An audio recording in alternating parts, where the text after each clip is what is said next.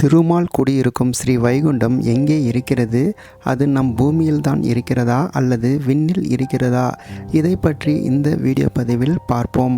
ஒரு சமயம் மன்னன் ஒருவனுக்கு மனதில் ஒரு சந்தேகம் எழுந்தது. அதாவது திருமால் குடியிருப்பதாக சொல்லப்படும் வைகுண்டம் நம் பூமியில் உள்ளதா அல்லது விண்ணுலகத்தில் உள்ளதா என்ற சந்தேகம் ஏற்பட்டது.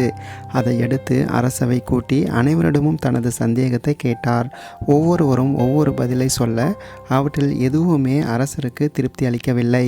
அப்போது மக்கள் கூட்டத்தில் அரசவை நிலவரத்தை பார்க்க வந்த ஒரு இளைஞர் ஒருவர் நான் பதில் சொல்கிறேன் என்று முன்வந்தான். மன்னனுக்கு ஆச்சரியம்.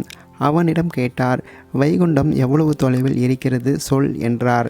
அதற்கு அந்த இளைஞன், வைகுண்டம் கூப்பிடும் தூரத்தில் தான் இருக்கிறது மன்னா என்று கூறினான். இதை கேட்ட அரசனுக்கு மட்டுமில்லாமல் அவையில் இருந்த எல்லோருக்குமே ஆச்சரியம். மகாவிஷ்ணு வசிக்கும் ஸ்ரீ வைகுண்டம் கூப்பிடும் தூரத்தில் தான் இருக்கிறது என்று எப்படி சொல்கிறாய்? நீ சொல்வது உண்மை என்று நாங்கள் எப்படி நம்புவது என்று அரசர் கேட்டார். அதற்கு அந்த இளைஞன், மன்னா, குளத்தில் இருந்த முதலை யானையின் காலை கடித்தது. அப்போது அந்த யானை ஆதி மூலமே என்று அழைத்ததும் அடுத்த நொடியே திருமால் அங்கே வந்து முதலையின் பிடியிலிருந்து யானையை விடுவித்ததோடு அதற்கு மோட்சம் தந்த கதை நம் அனைவருக்கும் தெரியுமே. அப்படி யானை கூப்பிட்டதும் திருமாலால் அடுத்த நொடியே வர முடிகிறது என்றால் அவர் இருக்கும் வைகுண்டம் கூப்பிடும் தூரத்தில் தானே இருக்க வேண்டும் என்று கூறினான். இதை கேட்ட அரசனுக்கு மிகவும் மகிழ்ச்சி.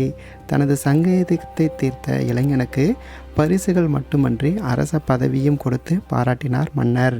நம் மனதிலேயே தூய பக்தியுடனும் அன்புடனும் கூப்பிட்டால் கடவுள் அடுத்த நொடியே நம் முன் தோன்றுவார்.